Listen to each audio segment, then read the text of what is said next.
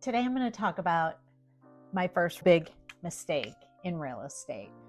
Imagine this, day one, you're standing in your home in 1 foot of water. 6.5 months pregnant, questioning whether this is the place you want to bring your baby into. Let me take you back to 2002. I was pregnant around 6 or 7 months at the time. My husband and I were trying to find a place to live. We were contemplating renting versus moving. Lo and behold, this is back when they had newspapers. I saw an ad in the paper for a FSBO. So I decided to give them a call. We met over there. We thought the place was a great little place to start out. Even despite our hesitation, we went ahead and bought the home. We did not have a real estate agent. Halfway through the deal, we found out that the seller was a real estate agent. Mind you, I guess he was kind of a crook, in my opinion, because aren't all real estate agents? Well, with the exception of me and Stephanie. But anyways, no, really, seriously. It's just that we were brand new. We'd never bought a house. We were kind of on our own. We had no idea what we were doing.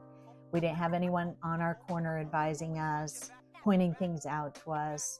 When we went to the seller right after we closed, I think it was day one, we were in the house, literally in a rainstorm, flooding in our bedroom.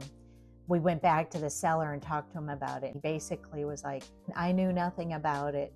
And I'm thinking, right, how could you not know that your place flooded every time it rained? Because that wasn't the only time it flooded.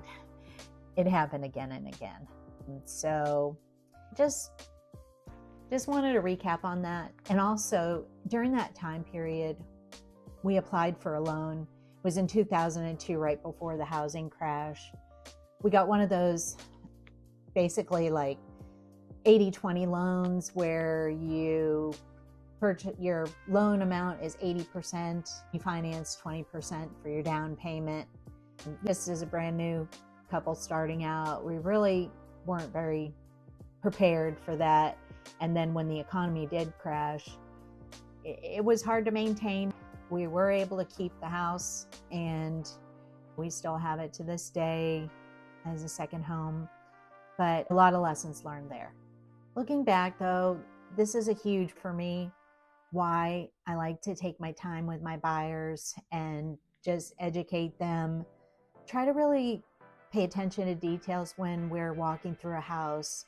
If you see black rim around the bottom of the baseboards, typically that's something to question or be concerned about or wonder why that's there.